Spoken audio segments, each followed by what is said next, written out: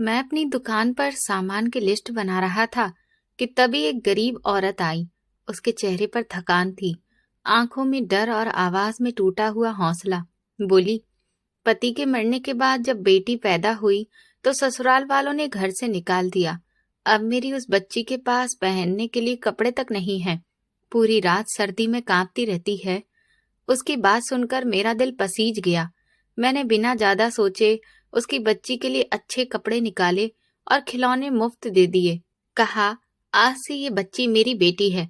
वो औरत हाथ जोड़कर मुझे दुआ देती हुई चली गई, मगर जाते जाते बच्ची का खिलौना मेरी दुकान पर ही भूल गई। मैं फौरन बाहर भागा और जो देखा उससे मेरे होश उड़ गए।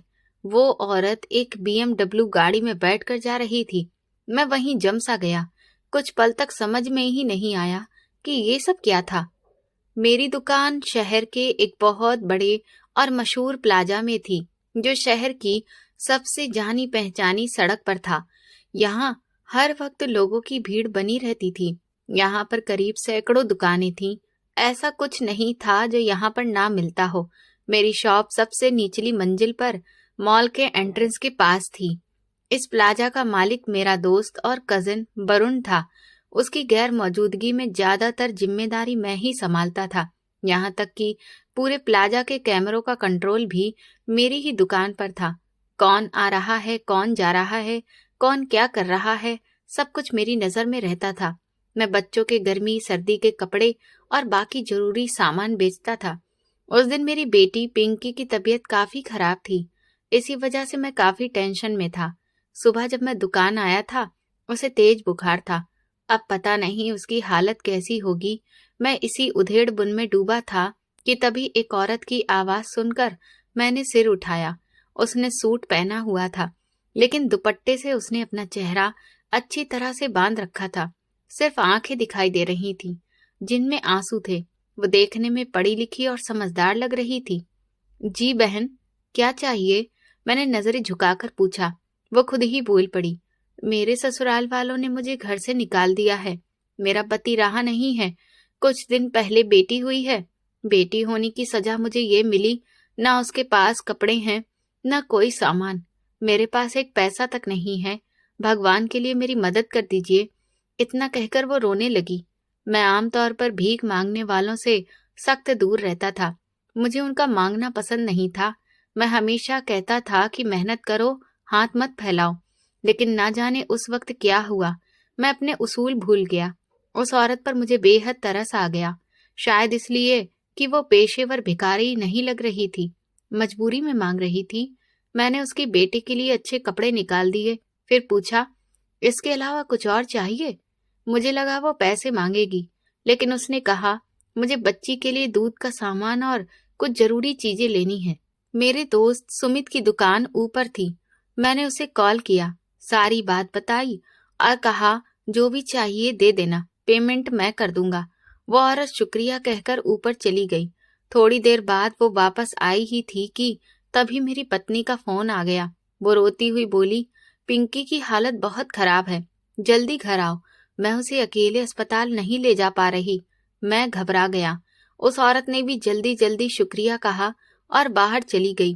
तभी मेरी नजर काउंटर पर पड़ी। वो बच्ची का खिलौना वहीं पर छोड़ गई थी। मैं तुरंत बाहर दौड़ा, कर्मचारी को दुकान संभालने को कहा और बाहर निकल गया। देखा तो वही औरत बड़ी गाड़ी में बैठ रही थी। मेरा दिमाग सुन्न हो गया। अगर वो औरत इतनी अमीर थी तो मुझसे मदद क्यों मांगी? इन्हीं सवालों में डूबा मैं घर पहुंचा।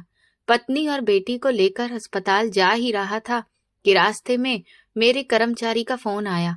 वो कांपती हुई आवाज में बोला, सर, प्लाजा में आग लग गई है। बहुत बड़ा नुकसान हो रहा है। हर तरफ आग है, लोग झुलस गए हैं। लाखों का नुकसान हो चुका है। मेरे हाथ से फोन गिरते गिरते बचा। मैं सन्न रह गया। अभी कुछ देर पहले तक तो सब कुछ बिल्कुल ठीक था। जब मैं मॉल से बाहर निकला था, तब हर चीज अपनी जगह पर थी। कहीं कोई हलचल, कोई गड़बड़ी या कोई अजीब हरकत नजर नहीं आई थी।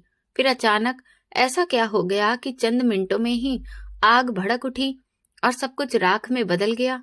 बीवी और बेटी को अस्पताल पहुंचाने के बाद मैं दोबारा प्लाजा लौट आया। सामने का मंजर ऐसा था कि रूह कांप उठे।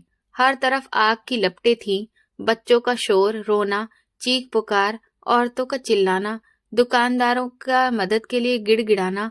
हर तरफ मानो कयामत टूट पड़ी हो। जो जहां था वहीं रोए जा रहा था, मगर किसी के पास किसी की मदद करने की ताकत नहीं थी। जब आग और ज्यादा फैलने लगी तब फायर ब्रिगेड की गाड़ियां पहुंची। उन्होंने पूरी कोशिश की कि आग पर काबू पाया जाए, मगर आग थी कि किसी दुश्मन की तरह सब कुछ निगलती चली जा रही थी। ऐसा लग रहा था जैसे ये आग किसी इंतकाम में लगी हो। समझ नहीं आ रहा था कि ये हमारे गुनाहों की सजा थी या किसी जलने वाले की साजिश। मेरी किस्मत अच्छी थी कि मैं उस वक्त वहां नहीं था। कुछ ही देर पहले वहां से निकल गया था और इस तरह मौत के मुंह में जाने से बच गया। वरुण जोर जोर से रो रहा था। उसका करोड़ों का नुकसान हो चुका था। मुझे अच्छी तरह याद था कि उसने इस प्लाजा को बनाने के लिए दिन रात एक कर दिया था। बहुत कर्ज लिया था, मगर जब प्लाजा बनकर खड़ा हुआ तो थोड़े ही वक्त में उसने सारा कर्ज चुका दिया था। मालिक बनकर वो बेहद खुश था, लेकिन अब उसकी सारी मेहनत, सारी खुशी राख में मिल चुकी थी। हजारों लोग अपनी जान गंवा चुके थे। प्लाजा के बाहर लोगों की भीड़ लगी थी। कोई अपने बच्चों को रो रहा था, कोई अपने माँ बाप को। कई लोग शादी की खरीदारी के लिए आए थे, कुछ बच्चों की सालगिरह के लिए, तो कुछ मौसम के कपड़े लेने आए थे। उन्हें क्या पता था कि आज यही जगह उनकी जिंदगी का आखिरी पड़ाव बन जाएगी। जो अंदर गए वो जिंदा वापस नहीं लौट सके। मैंने वरुण को गले लगाया और उसे ढांढस बंधाने लगा। बोला, सब ठीक हो जाएगा। भगवान चाहेगा तो नुकसान की भरपाई हो जाएगी, मगर जो जानें चली गई वो वापस नहीं आएंगी। वहां मौजूद लोग वरुण को ही जिम्मेदार ठहरा रहे थे। सब उसे कोस रहे थे, कह रहे थे कि उसने इतना बड़ा प्लाजा बना लिया मगर सुरक्षा के इंतजाम नहीं किए। किसी भी हादसे से निपटने के लिए कुछ तो होना चाहिए था। मन ही मन मैं भी मान रहा था कि वरुण से बहुत बड़ी गलती हो गई थी। अगर वो कमाई का थोड़ा सा हिस्सा भी इंतजाम पर खर्च कर देता तो शायद आज ये दिन न देखना पड़ता, ना इतनी जाने जाती और ना ही उसे इतना बड़ा नुकसान होता। कुछ लोग जिंदा बचा लिए गए थे। अचानक मुझे सुमित की याद आई। उसका ख्याल आते ही दिल बैठने लगा। उसके छोटे छोटे बच्चे, उसकी बीवी का चेहरा बार बार आंखों के सामने घूमने लगा। कुछ समय पहले ही दोनों ने प्यार की शादी की थी, एक दूसरे से बहुत मोहब्बत करते थे। भगवान ने जुड़वा बच्चे देकर उनकी दुनिया पूरी कर दी थी। मैं पागलों की तरह मलबे में सुमित को ढूंढ रहा था। आखिरकार वो बुरी तरह जला हुआ रेस्क्यू वालों को मिला। उसकी हालत बेहद नाजुक थी, मौत के बिल्कुल करीब। जैसे ही मैंने उसे देखा, मैं और वरुण दौड़कर उसके पास पहुंचे और उसे तुरंत अस्पताल ले गए। रास्ते में एक पल के लिए उसे होश आया। वो टूटी फूटी आवाज में बोला, तुम लोग खुशकिस्मत हो जो बच गए। वो औरत, उस औरत ने हम सबको बर्बाद कर दिया। सब खत्म हो गया। मैं और वरुण एक दूसरे को हैरानी से देखने लगे। आखिर ये किस औरत की बात कर रहा है? इतना कहकर वो फिर बेहोश हो गया। अस्पताल पहुंचे तो डॉक्टर ने बताया कि वो रास्ते में ही दम तोड़ चुका था। हम उसकी लाश लेकर घर पहुंचे। उसके घर का मंजर देखा नहीं जा रहा था। उसकी बीवी और बच्चे बदहवास थे। हम सब रो पड़े। कुछ देर बाद मैं फिर उसी मलबे के पास खड़ा था। हर तरफ जली हुई लाशें, हड्डियों के ढेर पड़े थे। कल तक जो लोग जिंदा थे, आज उनकी पहचान मिट चुकी थी। सोचकर ही रोंगटे खड़े हो रहे थे कि उनके घरवाले उन्हें कैसे पहचानेंगे। वरुण की हालत भी मुझसे अलग नहीं थी। सदमे से वो जमीन पर बैठ गया, सीने पर हाथ रखे हुए। एक बार फिर मैं अस्पताल पहुंचा, इस बार वरुण को लेकर। उधर से बीवी के फोन पर फोन आ रहे थे। वो डरी हुई आवाज में कह रही थी, पिंकी की हालत बहुत खराब है, आप आ जाइए, मुझे अकेले डर लग रहा है। उसे भी टीवी पर प्लाजा की खबरें दिख चुकी थी। उसे दिलासा देकर मैं कुछ देर वरुण के पास रुका। करीब 12 घंटे बाद उसे होश आया तो वो फिर से फूट फूट कर रो पड़ा। मैं फिर बेटी के पास गया।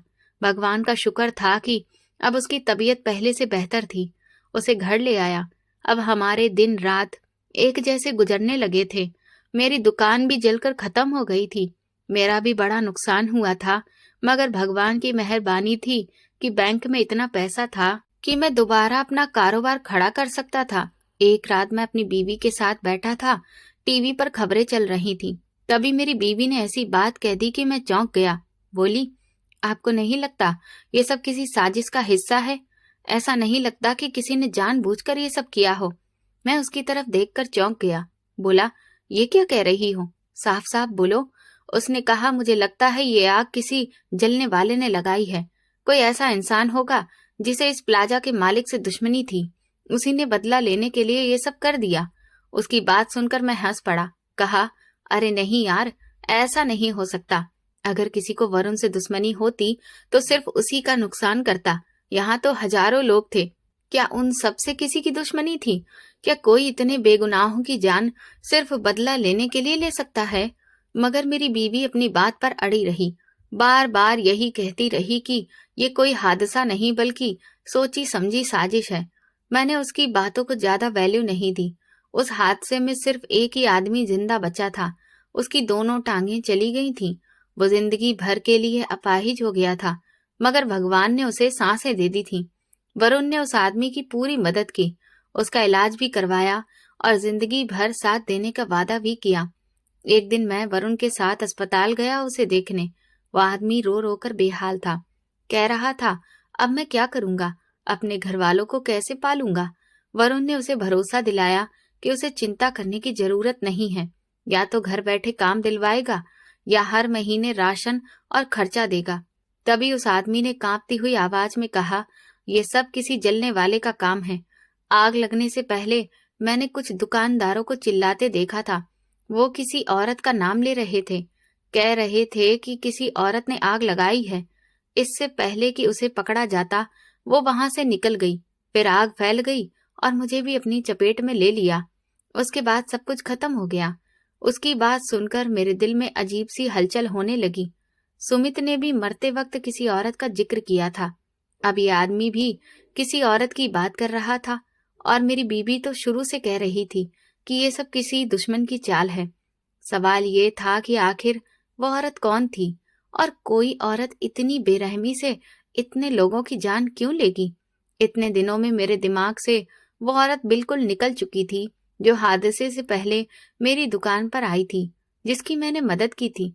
मुझे लगता था कि शायद उसकी दुआओं की वजह से ही मैं बच गया, वरना मैं भी उन्हीं लोगों की तरह जलकर राख हो चुका होता। धीरे धीरे प्लाजा दोबारा बनने लगा। जब तक उसका काम पूरा नहीं हुआ मैंने अपनी दुकान दूसरी जगह चला ली। महीने बीतते गए, महीने साल में बदल गए। पूरे 1 साल 6 महीने बाद जाकर प्लाजा फिर से खड़ा हो पाया। इस बार वरुण ने सुरक्षा के पूरे इंतजाम किए थे। उसने अपनी गलती मान ली थी। उसे डर था कि कहीं उस पर कोई केस न चल जाए, मगर भगवान की कृपा से वो कानून की नजर में भी बेगुनाह साबित हो गया। वरुण को डर था कि लोग अब यहाँ दुकानें नहीं लेंगे, कारोबार पहले जैसा नहीं चलेगा। मैंने उसे समझाया, सब ठीक होगा, भगवान पर भरोसा रखो, ये प्लाजा फिर से चलेगा, यहाँ फिर से रौनक लौटेगी। मेरी बातों से उसे थोड़ी ताकत मिली। 1 साल 6 महीने बाद मैं फिर उसी प्लाजा में था, उसी जगह, उसी दुकान में। कैमरों का कंट्रोल फिर से मेरी ही दुकान में था। उद्घाटन वाले दिन वरुण ने मुझसे कहा, अगर जरा सी भी गड़बड़ लगे तो मुझे तुरंत फोन करना। भगवान न करे, लेकिन अगर दोबारा कुछ ऐसा हो तो सबसे पहले लोगों को बाहर निकालना। उसकी बात सुनकर मैं हल्का सा मुस्कुरा दिया। वो अब बहुत ज्यादा सतर्क हो गया था। शायद अंदर ही अंदर खुद को ही उस हादसे का जिम्मेदार मानता था। वक्त का पहिया घूम चुका था। वो शहर जो कभी धुएं और चीखों से भर गया था अब दोबारा जिंदा हो चुका था। वरुण का सपना, वो भव्य प्लाजा, एक बार फिर पूरी शान से खड़ा था। नई पेंट की खुशबू, चमकते शीशे और आधुनिक सुरक्षा सिस्टम की जलती लाइटें इस बात की गवाही दे रही थीं कि हमने राख से दोबारा जन्म लिया है। लोग लगभग सब कुछ भूल चुके थे, मगर मेरे लिए वो जख्म आज भी हरे थे। मैं जब भी अपनी दुकान पर बैठता कैमरों की स्क्रीन से नजर हटने नहीं देता। अब सिक्योरिटी का पूरा कंट्रोल मेरे पास था। नए जमाने के कैमरे हर एंगल से आने जाने वाले लोगों पर नजर रखे हुए थे। वरुण अब काफी बदल चुका था। चेहरे पर पुरानी रौनक लौट आई थी, लेकिन आंखों के कोनों में अब भी डर छुपा रहता था। वो अक्सर मेरे पास आकर बैठ जाता और कहता, यार, इमारत तो फिर खड़ी हो गई, लेकिन उन हजारों लोगों का बोझ मेरी आत्मा पर रहेगा। मैं उसे समझाता, दिलासा देता, मगर मेरे अपने मन में भी एक अजीब बेचैनी बनी रहती थी। दुकान फिर से चल पड़ी थी। सुमित की जगह अब उसका भाई बैठता था, मगर सुमित की कमी हर पल चुभती थी। उसकी हंसी, उसका अपनापन सब याद आता था। फिर एक दिन जब शाम की धूप ढल रही थी और प्लाजा ग्राहकों से भरा हुआ था, जिंदगी ने ऐसा मोड़ लिया जिसकी मैंने कल्पना भी नहीं की थी। मैं काउंटर पर बैठा हिसाब किताब कर रहा था कि अचानक हवा में वही जानी पहचानी खुशबू फैल सी गई। ये सिर्फ मेरा वहम था। मैंने सिर उठाया और सामने देखा तो हाथ से कलम गिर पड़ी। वही औरत, वही सूट, वही दुपट्टे से बंधा हुआ, उसी तरह चेहरा ढका हुआ कि बस आंखें दिख रही थीं, और उन आंखों में वही गहराया हुआ बनावटी दुख। एक पल को लगा जैसे कोई डरावना सपना देख रहा हूं, लेकिन उसकी आवाज ने हकीकत का एहसास दिला दिया। भाई साहब, पहचाना मुझे? आवाज में वही कंपन, वही बेबसी। मेरा दिल जोर जोर से धड़कने लगा। पिछली बार जब ये औरत आई थी, उसके बाद पूरी दुनिया उलट पलट हो गई थी। मेरे जहन में वो मंजर बिजली की तरह कौंधा जब मैंने इसे एक महंगी गाड़ी में बैठते देखा था। मैंने खुद को संभाला, चेहरे पर मुस्कान लाई और अपने अंदर उठते तूफान को छुपा लिया। हाँ बहन, कैसे भूल सकता हूँ। कैसी हैं आप? और आपकी बेटी कैसी है? मैंने अपनापन दिखाते हुए पूछा, लेकिन मेरी नजरें उसकी हर हरकत को परख रही थीं। वो सिसकने लगी। क्या बताऊं भाई साहब, किस्मत ही खराब है। जिस बेटी के लिए आपसे मदद ली थी, वो अब अस्पताल में भर्ती है। वो बीमार है। इधर ससुराल वालों ने अब कोर्ट में केस कर दिया है मुझसे मेरी बेटी को छीनने के लिए। मेरे पास तो वकील की फीस तक के पैसे नहीं हैं। मजबूरी में फिर आपके पास आई हूँ। भगवान के लिए मेरी इज्जत रख लीजिए। मैं अंदर से सिहर गया। कोई इंसान इतनी सफाई से झूठ कैसे बोल सकता है? अगर ये इतनी गरीब है तो वो बड़ी गाड़ी कहाँ से आई थी? उसके पैरों में दिख रही महंगी सैंडल किसी मजबूर औरत की नहीं हो सकती थी। मैंने सोचा, अगर अभी इसे टोक दिया तो सच सामने नहीं आएगा। मुझे जानना था कि इस नकाब के पीछे असली चेहरा क्या है, और ये औरत बार बार इसी प्लाजा में क्यों आती है। मैंने शांत आवाज में कहा, आप परेशान मत होइए, इंसानियत सबसे पहले है। बताइए, मैं आपकी क्या मदद कर सकता हूँ? उसने फिर वही रोना शुरू कर दिया। मैंने कुछ महंगे कपड़े निकाले और थोड़े पैसे भी उसके हाथ में रख दिए। उसने दुआएं दी और पैसे रख लिए, मगर फिर एक अजीब सी फरमाइश कर दी। भाई साहब, मुझे कुछ मोटे कंबल और सर्दियों का बिस्तर भी चाहिए। ऊपर वाले हिस्से में अच्छे दाम में मिल जाता है। क्या आप वहां किसी से कहकर मुझे थोड़ी रियायत दिलवा देंगे? मुझ में किसी से मोल भाव करने की हिम्मत नहीं है। मेरी छठी इंद्री सतर्क हो गई। ऊपर वाला हिस्सा, जहां ज्यादातर गोदाम थे और जहां इस वक्त भीड़ सबसे कम रहती थी। मैंने तुरंत फोन उठाया और ऊपर के एक दुकानदार को, जिसे मैं जानता था, कॉल करके कहा कि एक औरत आ रही है, उसका ख्याल रखना। वो शुक्रिया कहती हुई बाहर निकल गई। मैंने अपने कर्मचारी को इशारे से ग्राहकों को संभालने को कहा और खुद चुपचाप उसके पीछे हो लिया। नीचे की भीड़ मेरे लिए ढाल बन गई। वो लिफ्ट के पास गई, लेकिन अचानक मुड़कर सीढ़ियों की तरफ बढ़ गई। ये बात बिल्कुल सामान्य नहीं थी। एक कमजोर और मजबूर औरत लिफ्ट छोड़कर 5 मंजिल सीढ़ियां क्यों चढ़ेगी? मैंने अपने जूते हाथ में उठा लिए ताकि आवाज न आए, और किसी जासूस की तरह उसके पीछे पीछे चल पड़ा। जैसे जैसे ऊपर बढ़ते गए, शोर कम होता गया। 3री मंजिल, 4थी मंजिल, और फिर वो 5वीं मंजिल पर पहुंच गई। यहाँ का माहौल पूरे प्लाजा से अलग था।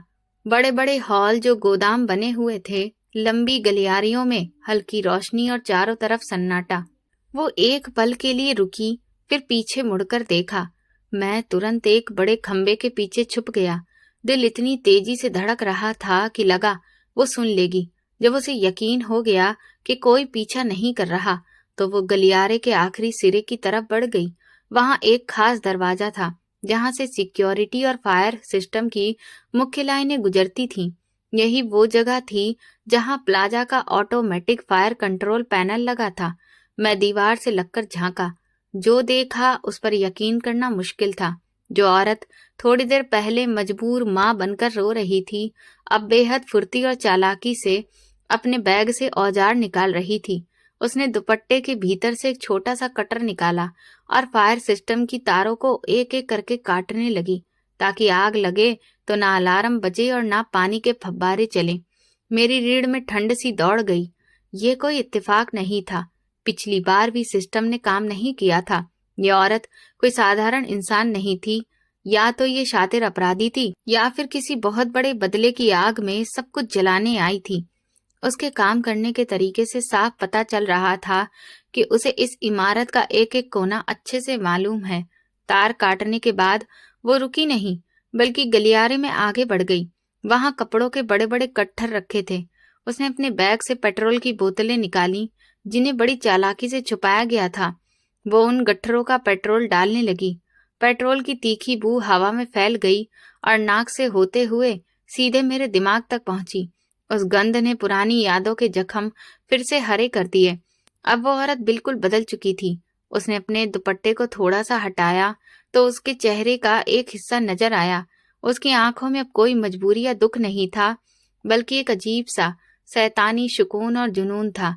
उसने माचिस की डिब्बी निकाली। उसकी उंगलियां बिल्कुल नहीं कांप रही थीं। वो इतनी बड़ी तबाही मचाने के लिए पूरी तरह तैयार थी, जैसे नीचे मंजिलों पर शॉपिंग कर रहे मासूम लोगों की जानों से उसे कोई मतलब ही ना हो। मैंने तुरंत अपना मोबाइल निकाला और कांपते हाथों से वीडियो रिकॉर्ड करने लगा। ये सबूत बहुत जरूरी था, वरना कोई मेरी बात पर यकीन नहीं करता। वो माचिस की तीली निकाल कर उसे जलाने ही वाली थी कि अचानक एक पल के लिए रुक गई। अपने हाथ में पकड़ी तीली को ऐसे देखने लगी जैसे उस आग के भड़कने का इंतजार कर रही हो, जो एक बार फिर सब कुछ राख कर देने वाली थी। मैं अंधेरे में छुपा सांस रोके खड़ा रहा और सोचता रहा कि उसका अगला कदम क्या होगा। वो ऐसा क्यों कर रही है? उसे इस इमारत से, वरुण से या उन बेगुनाह लोगों से क्या दुश्मनी है? पेट्रोल की बदबू इतनी तेज हो चुकी थी कि मुझे डर लगने लगा था कहीं दम ही ना घुट जाए। वो पूरी तरह अपने काम में डूबी हुई थी और मैं उस भयानक सच्चाई का अकेला गवाह था, जो कुछ ही पलों में एक नई तबाही बन सकती थी। मुझे अब साफ समझ आ गया था कि असली दुश्मन कोई हादसा नहीं था, बल्कि यही औरत थी और इसके पीछे छुपा कोई गहरा बदला। यही वो आग थी जिसने पहले भी हजारों घर उजाड़ दिए थे और अब फिर से वही इतिहास दोहराने वाली थी। उस सुनसान गलियारे में जहां पेट्रोल की बदबू सांसों में जहर घोल रही थी, वहां जिंदगी और मौत के बीच सिर्फ एक माचिस की तीली का फासला रह गया था। जो औरत अब तक मजबूरी का चोला ओढ़े थी, वो अब एक बेरहम अपराधी बनकर मेरे सामने खड़ी थी। उसके हाथ में पकड़ी वो तीली किसी भी पल ऐसी आग लगा सकती थी जो सिर्फ इस इमारत को ही नहीं, बल्कि हजारों परिवारों के सपनों को भी जला देती। मैंने उसके हर कदम को चुपचाप अपने मोबाइल में कैद कर लिया था। फायर सिस्टम की तार काटने से लेकर पेट्रोल डालने तक सब कुछ अब मेरे पास पुख्ता सबूत के रूप में मौजूद था। जैसे ही उसने तीली जलाने के लिए हाथ उठाया, मेरा खून खौल उठा। अब चुप रहने का वक्त खत्म हो चुका था। मैंने पूरी ताकत से छलांग लगाई और किसी शिकारी की तरह उस पर टूट पड़ा। इससे पहले कि वो कुछ समझ पाती या माचिस जला पाती, मैंने उसका हाथ मरोड़ दिया। बस, बहुत हो चुका। तुम्हारा ये गंदा खेल अब खत्म। मेरी आवाज उस सन्नाटे में गूंज उठी। वो बुरी तरह घबरा गई। उसके चेहरे से नकली मासूमियत पल भर में गायब हो गई और उसकी जगह पागलपन भरा गुस्सा और नफरत नजर आने लगी। उसने खुद को छुड़ाने की पूरी कोशिश की। वो जख्मी सांप की तरह तड़प रही थी, मगर मैंने उसकी कलाई कसकर पकड़ रखी थी। मैं उसे घसीटते हुए सीढ़ियों की तरफ ले गया। वो चीखती रही, बद्दुआएं देती रही, हाथ पैर मारती रही, लेकिन मैंने उसकी एक ना सुनी। नीचे लाकर मैंने उसे सिक्योरिटी गार्ड्स के हवाले कर दिया। वो जमीन पर बैठी चिल्ला रही थी। मैंने तुरंत फोन निकाला। पहली कॉल वरुण को की। वरुण, फौरन मेरी दुकान पर आओ। प्लाजा का दुश्मन पकड़ा गया है और तुम यकीन नहीं करोगे कि वो कौन है। दूसरी कॉल मैंने पुलिस को की और उन्हें बताया कि कैसे आखिरी वक्त में एक बहुत बड़ी तबाही रोकी गई है। कुछ ही मिनटों में वरुण हांफता हुआ मेरी दुकान पर पहुंचा। उसके चेहरे पर डर साफ नजर आ रहा था। माथे पर पसीना चमक रहा था। जैसे ही उसकी नजर उस औरत पर पड़ी जब सिक्योरिटी गार्ड्स के घेरे में बैठी रो रही थी, उसके कदम वहीं जम गए। उसका चेहरा सफेद पड़ गया। वो जैसे पत्थर का बुत बन गया हो। उसकी आंखों में पहचान, दर्द, पछतावा और हैरानी सब एक साथ नजर आ रहे थे। ऐसा लग रहा था जैसे वो किसी पुराने भूले हुए दौर में खो गया हो। उसके चेहरे के भाव देखकर मुझे समझ आ गया कि ये दुश्मनी कोई मामूली नहीं थी, इसकी जड़ें बहुत गहरी थीं। माही। वरुण के गले से बस यही एक शब्द निकला। उस एक शब्द में बरसों की तड़प, टूटी हुई उम्मीदें और दिल में दबी गहरी पीड़ा साफ झलक रही थी। तभी पुलिस भी मौके पर पहुंच चुकी थी। मैंने इंस्पेक्टर को वो वीडियो दिखाया जो मैंने अभी अभी बनाया था। फिर उन्हें कंट्रोल रूम ले जाकर सीसीटीवी फुटेज भी दिखाई, जिसमें साफ नजर आ रहा था कि ये औरत फायर सिस्टम से छेड़छाड़ कर रही है और कपड़ों के गट्ठरों पर पेट्रोल डाल रही है। सबूत इतने पुख्ता थे कि माही के पास बचने का कोई रास्ता नहीं था। चारों तरफ सबूतों का ढेर और पुलिस की सख्ती देखकर आखिरकार उसका नकली हौसला टूट गया। उसने अपना गुनाह कबूल कर लिया, मगर उसके चेहरे या आवाज में कोई पछतावा नहीं था, बल्कि एक अजीब सा जीत का घमंड और नफरत थी। वो चीखने लगी, हाँ, मैंने ही सब किया है। आग भी मैंने ही लगाई थी। आज भी मैं इस इमारत को जलाकर राख कर देना चाहती थी। मैं वरुण को बर्बाद देखना चाहती थी। मैं चाहती थी कि वो वही दर्द महसूस करे जो मैं सालों से अपने सीने में ढो रही हूँ। मैंने उसे वही तकलीफ देना चाही जो उसने मुझे दी थी। उसने मेरी तरफ नफरत से देखा और बोली, मैं तुम्हारे पास जानबूझकर आई थी, तुम्हारी सहानुभूति पाने के लिए। मुझे पता था कि इस प्लाजा का सिक्योरिटी सिस्टम तुम्हारे हाथ में है, इसीलिए मैंने गरीब और मजबूर औरत बनने का नाटक किया ताकि तुम मुझ पर शक न करो और मैं आराम से ऊपर जाकर अपना काम कर सकूं। पिछली बार भी मैं इसी तरह कामयाब हुई थी। तुम लोगों की हमदर्दी ही मेरा सबसे बड़ा हथियार रही है, लेकिन इस बार तुमने सब चौपट कर दिया। पुलिस माही को हथकड़ी लगाकर जीप में डालने लगी। उधर वरुण वहीं कुर्सी पर ढह गया, जैसे उसके शरीर से सारी ताकत निचोड़ ली गई हो। उसकी आंखों से आंसू लगातार बह रहे थे। उसके जाने के बाद मैंने वरुण के कंधे पर हाथ रखा, उसे पानी दिया और गंभीर आवाज में पूछा, अब बस करो वरुण, आखिर कब तक ये खामोशी? मुझे सच सच बताओ, ये औरत कौन है और इसकी तुम्हारे साथ ऐसी क्या दुश्मनी है कि ये हजारों बेगुनाह लोगों की जान लेने पर उतर आई? वरुण ने लंबी सांस ली। उसकी आवाज कांप रही थी, वो कपकपी जो सिर्फ बरसों से दबे दर्द से पैदा होती है। उसने कहा, ये माही है, मेरी यूनिवर्सिटी की क्लासमेट। हम दोनों एक दूसरे से बेइंतहा प्यार करते थे, साथ जीने मरने के वादे किए थे, सपने देखे थे कि पढ़ाई पूरी होते ही शादी करेंगे। माही बहुत गरीब घर से थी। उसके पिता मामूली क्लर्क थे, लेकिन उसकी सादगी, उसकी ईमानदारी और मासूमियत ने मेरा दिल जीत लिया था। मैंने उसे हमेशा यकीन दिलाया कि हमारे बीच कभी कोई दीवार नहीं आएगी। वो कुछ पल रुका, जैसे बीती यादों को जोड़ रहा हो, फिर बोला, जब मैंने घर में उसके बारे में बताया तो मेरे माँ बाप ने साफ मना कर दिया। उन्हें एक अमीर और खानदानी बहू चाहिए थी। उन्होंने माही की गरीबी का मजाक उड़ाया और मुझ पर दबाव डाला कि अगर मैंने उससे शादी की तो वो मुझे जायदाद से बेदखल कर देंगे। मैंने बहुत लड़ाई की, बगावत भी की, लेकिन हालात ऐसे बने कि माही को लगा मैंने उसे धोखा दिया है। उसे लगा मैंने दौलत और खानदान के लिए उसे छोड़ दिया। वरुण की आंखों से आंसू गिरते रहे। उसने मुझे कभी माफ नहीं किया। गुस्से और टूटे दिल के साथ उसने एक बहुत अमीर लेकिन उम्र दराज आदमी से शादी कर ली।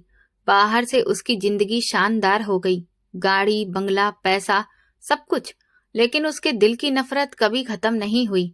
उसे लगा ये प्लाजा, मेरी तरक्की, मेरी कामयाबी उसके जख्मों पर नमक है। उसने अपनी सारी दौलत सिर्फ एक मकसद के लिए लगा दी, मेरा सुकून तबाह करने के लिए। पिछली बार जब आग लगी उसे लगा मैं पूरी तरह टूट गया हूँ, लेकिन जब मैं फिर खड़ा हो गया तो उसका पागलपन और बढ़ गया। मैं खामोशी से सब कुछ सुनता रहा। अब मुझे उसकी महंगी गाड़ी, उसका नाटक और उसका बदला हुआ चेहरा सब समझ आ रहा था। वो गरीब नहीं थी, वो बदले की आग में जली हुई औरत थी। एक ऐसी औरत जिसने अपनी पूरी जिंदगी नफरत पालने में बिता दी। उसे इस बात का एहसास ही नहीं था कि उसके जुनून ने कितने मासूम बच्चों को अनाथ और कितनी औरतों को विधवा बना दिया है। उसके लिए तो बस वरुण का नुकसान ही मायने रखता था, चाहे इसके लिए हजारों जानें ही क्यों न चली जाएं। माही का केस अदालत में चला। मैं खुद उसका सबसे अहम गवाह था। मेरे पास मौजूद वीडियो और फुटेज ने उसके गुनाहों पर आखिरी मोहर लगा दी। उस पर हत्या की कोशिश, आतंक फैलाने और करोड़ों के नुकसान जैसी गंभीर धाराएं लगी।